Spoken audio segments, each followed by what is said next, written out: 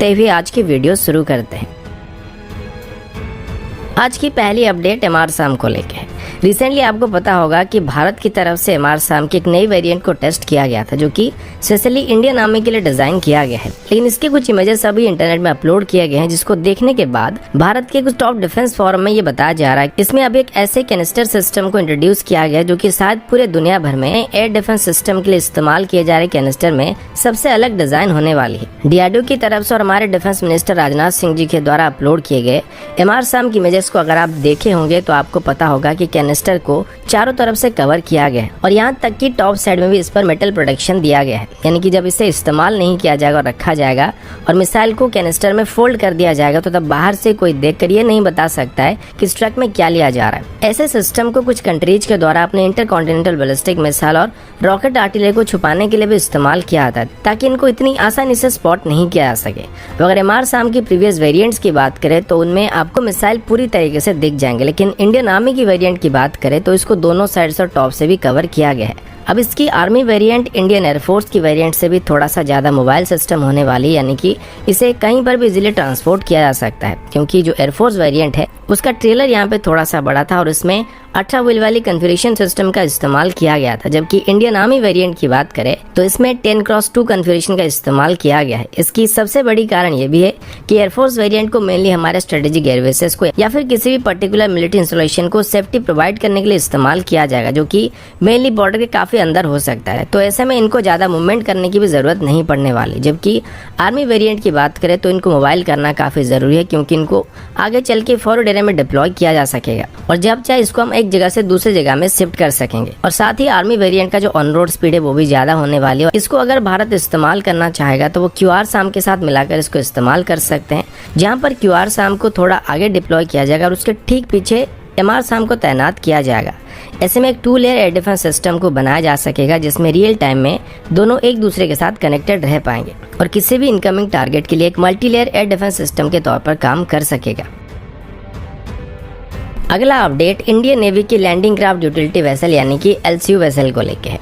GRSC जो कि भारत की लीडिंग शिप बिल्डिंग कंपनी है, उनके तरफ से अभी इंडियन नेवी के लिए बनाए जा रहे लास्ट LCU वेसल को डिलीवर कर दिया गया है। ऐसे टोटल 8 वेसल को बनाने के लिए एक कॉन्ट्रैक्ट को इंडियन नेवी की तरफ से GRSC को दिया गया था और अभी GRSC की तरफ से इस तरीके की आखिरी LCU वेसल यानी कि L58 को डिलीवर करके ये ऑर्डर कंप्लीट कर दिया गया है। और साथ ही 2020 के अंदर GRSC की तरफ से नेवी को डिलीवर किया गया तीसरा वेसल है। ये Mark 4 कैटेगरी के LCU वेसल थे, जिनको आमतौर पर एम्फीबियस ऑपरेशन के दौरान इस्तेमाल करने के लिए डिजाइन किया गया है। इनको GRSC की तरफ से कम्प्लीटली इंडिजिनस तरीके से डिजाइन किया गया था और इनकी स्टैंडर्ड डिस्प्लेसमेंट लगभग 850 टन के आसपास होने वाली है और ये अपने साथ लगभग 216 लोगों को एक बार में कैरी कर सकता है। अब नॉर्मली ऐसे वेसल को एम्फीबियस ऑपरेशन के लिए डिजाइन किया गया होता है, जिस वजह से इसमें 2 CRN-91 गन्स को भी इंटीग्रेट किया गया था, जो कि किसी भी तरह के रेड या लैंडिंग ऑपरेशन के दौरान आर्टिलरी सपोर्ट प्रोवाइड कर सकते हैं। इसमें लगभग 90% के आसपास इंडियन सिस्टम का इस्तेमाल किया गया और इनबिल्ट इंटीग्रेटेड ब्रिज और प्लेटफॉर्म मैनेजमेंट सिस्टम इसमें दिया गया है। आज डिलीवर किए गए LCU वेसल यानी कि LCU-58 को अभी अंडमान से ऑपरेट किया जाएगा और इसकी डिलीवरी के साथ ही GRSC की तरफ से पिछले 42 महीनों के अंदर ही इंडियन नेवी को 14 वेसल को डिलीवर किया जा चुका है, जो कि अपने आप में एक रिकॉर्ड है, क्योंकि एवरेज देखा जाए तो हर 3 महीने में GRSC की तरफ से यहाँ पर एक वेसल को इंडियन नेवी को डिलीवर किया गया है। इसके अलावा आज से ही GRSC की तरफ से नेवी की तरफ से प्लेस किए गए anti submarine warfare shallow watercraft category के वेसल को भी बनाना शुरू किया जा चुका है। इनको अभी GRSC की तरफ से इंडिजिनस तरीके से बनाया जाएगा और GRSC के मुताबिक ये तरीके की कॉम्पैक्ट स्टेल्थ क्राफ्ट होने वाले हैं, जिसमें सभी अत्याधुनिक उपकरणों के साथ साथ हल माउंटेड सुनार और टोर्ड सुनार भी मौजूद रहने वाले हैं, जो कि सबमरीन को डिटेक्ट करने के लिए काफी जरूरी होते हैं। बाकी एंटी सबमरीन वेपन्स के तौर पर इनमें टॉर्पेडो के साथ साथ एंटी सबमरीन रॉकेट्स को भी इंस्टॉल किया जाएगा और इनको आगे चल के भारत लो इंटेंसिटी फाइट के दौरान या फिर सर्च एंड रेस्क्यू जैसे मिशन में भी इस्तेमाल कर सकेगा।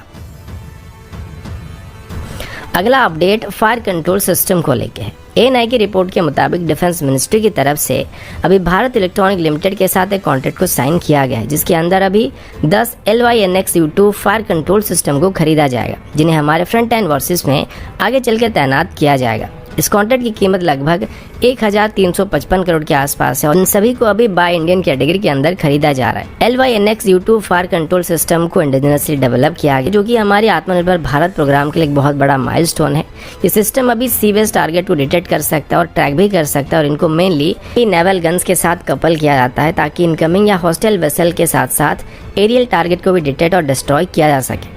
इन सिस्टम को अभी पहले से ही हमारी अलग अलग तरह के नेवल गन जैसे कि AK-176, A-190 और AK-630 जैसे क्लोज इन वेपन सिस्टम के साथ टेस्ट किया जा चुका है। इसका जो बेसिक आर्किटेक्चर है वो काफी ओपन और स्केलेबल स्ट्रक्चर है, जिस वजह से इसे जरूरत के हिसाब से अलग अलग कॉन्फ़िगरेशन के साथ फिट किया जा सकता है और ये अपने अंदर एक वाइड वैरायटी के मॉडिफिकेशन को भी अलाउ कर देता है। इसे अभी हमारे डिस्ट्रॉयर, फ्रिगेट और यहाँ तक कि मिसाइल बोर्ड्स में भी इस्तेमाल किया जा सकता है। ऐसे सिस्टम काफी पहले से इस्तेमाल किए जा रहे हैं और वक्त के साथ साथ इनको लगातार अपग्रेड भी किया जा रहा है और धीरे धीरे इनमें इंडिजिनस सिस्टम की मात्रा को काफी इंक्रीज किया जा चुका है और आगे चल के इनको हमारे नेवल ऑफशोर पेट्रोल वेसल, तलवार और तेज क्लास के फ्रिगेट जैसे फ्रंटलाइन वॉरशिप्स में भी इंटीग्रेट करने का फैसला किया गया है। इनमें अभी जो ट्रैकिंग सिस्टम, सर्वो और वेपन कंट्रोल मॉड्यूल मौजूद है, ये सबके सब भारत इलेक्ट्रॉनिक लिमिटेड की तरफ से बनाया गया है और इसके लिए BL की तरफ से लाइफ टाइम गारंटी भी दिया जा रहा है। BL का कहना है कि 4th जनरेशन की फायर कंट्रोल सिस्टम है जिनको पूरी तरीके से इंडिजिनस सिस्टम का इस्तेमाल करके बनाया गया है।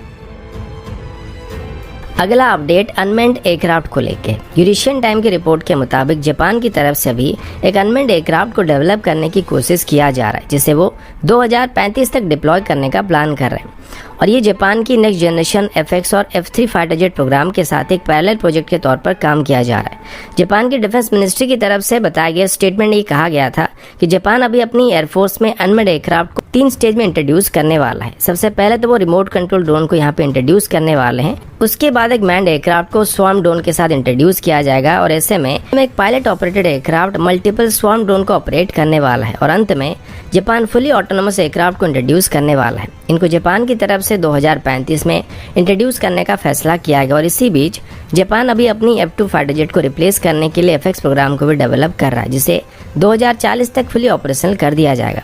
जापान की अलग अलग कंपनी जैसे कि Mitsubishi heavy industry, Mitsubishi electric और सुबारू की तरफ से अभी से ही अनमेंड एयरक्राफ्ट पर काम करना शुरू किया जा चुका है और इसके टेक्नोलॉजी डेमोन्स्ट्रेटर को बनाने के लिए अभी ये लगभग 2.5 बिलियन येन और उसकी AI सिस्टम को डेवलप करने के लिए एडिशनल 200 मिलियन येन की जरूरत पड़ने वाली है। इसमें जापान का कहना है कि अनमेंड एयरक्राफ्ट में कॉकपिट की जरूरत नहीं पड़ने वाली, जिस वजह से इसकी कॉस्ट यहाँ पे काफी हद तक रिड्यूस किया जा सकता है और सबसे ज्यादा एडवांस इसकी AI सिस्टम को बनाने की कोशिश किया जा रहा है क्योंकि आगे चल के यही इसका मेन ब्रेन होने वाला है और इसी की मदद से वो ऑपरेट करने वाला है। अब जैसे ही भारत का चाइना के साथ लाइन ऑफ एक्चुअल कंट्रोल में तनाव बढ़ता जा रहा है, ठीक वैसे ही जापान को भी चाइना की वजह से खतरा महसूस हो रहा है और जापान अभी इसीलिए अपनी एयरफोर्स को और ज्यादा मजबूत करने की कोशिश कर रहा है। इसी बात को लेकर अभी चाइना की तरफ से चिंता जताया जा रहा है, लेकिन जापान की तरफ से अभी अपनी पहली अनमैन्ड ड्रोन प्रोटोटाइप को 2024 में और इसकी स्मॉल स्केल टेस्ट फ्लाइट को 2025 में करने का एम रखा गया है। अगला update Russian origin T-14 Armata tanks को लेके है।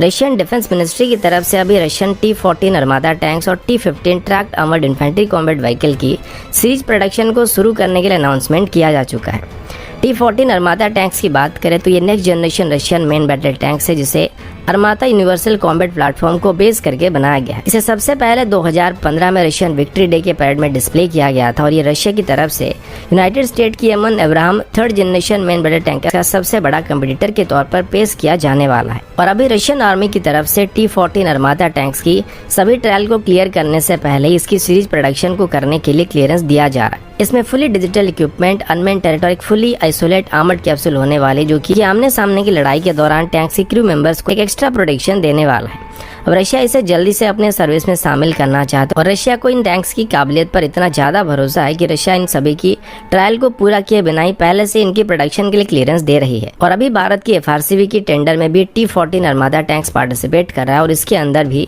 ये टैंक इंडियन आर्मी की पहली पसंद है क्योंकि शुरू से ही इंडियन आर्मी की तरफ से रशियन ओरिजिन टैंक्स का इस्तेमाल किया जाता है, जिस वजह से हमारे क्रू मेंबर्स रशियन टैंक्स के साथ काफी अच्छी तरीके से फेमिलियर हैं। और साथ ही FRCV टेंडर के अंदर भी कोई इंडिजिनस सिस्टम को शामिल करने का कोई चांस नहीं है, जिसका मतलब ये भी है कि इसमें T-14 अरमाता टैंक्स को सिलेक्ट करने का चांस 90% से ज्यादा है। और अभी रशिया की तरफ से इनकी सीरीज प्रोडक्शन को शुरू करने के बाद उम्मीद किया जा रहा है कि भारत की FRCV प्रोजेक्ट को लेकर जल्दी से ही कोई खबर सामने आने वाली है। अगला अपडेट माओवादियों को लेके है। इंडिया टुडे की रिपोर्ट के मुताबिक माओवादियों की तरफ से अभी हमारे सिक्योरिटी फोर्सेस के ऊपर हमला करने के लिए एक अनोखा तरीका अपनाया जा रहा है,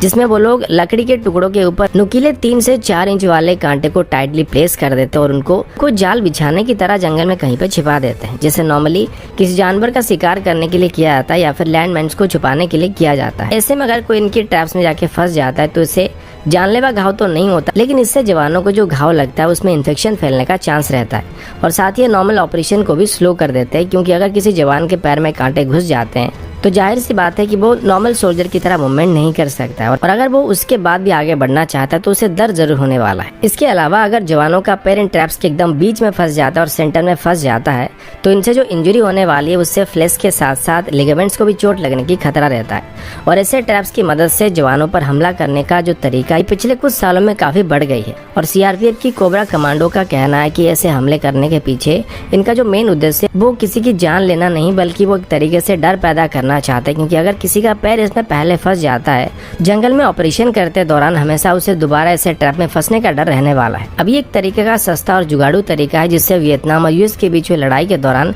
काफी इस्तेमाल किया गया था और वहाँ पर दलदली और पानी वाले इलाके होने की वजह से यूएस के ट्रूप्स के पैर में जो घाव लग गए थे उनमें इन्फेक्शन फैल गया था और कई जवानों के पैर वगैरह काटने पड़ गए थे। तो दोस्तों अभी के लिए इतना ही, मिलता हूँ आपसे अगले वीडियो।